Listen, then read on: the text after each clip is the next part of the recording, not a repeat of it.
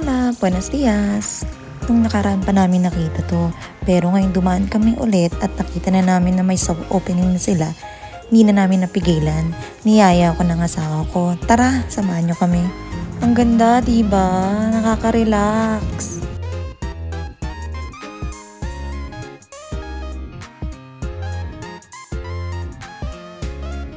Limited pa lang din ang mga servings nila, pero pwede na rin.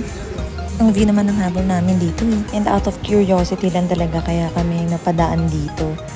Busog pa naman kami kaya ice coffee na lang in order namin. Habang nag-aantay, eto.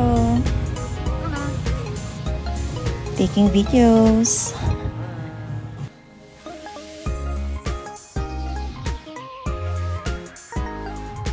When iced coffee is life. Partner in crime ko to kahit saan, kahit anong trip ko. And if you'll ask me about their iced coffee, 8/10. Oh, and I forgot to mention, around Wanagiri area pala to siya. So, kung malapit kayo dito, just try and have a stop. Hindi na rin pala kami talaga masyado nagtagal.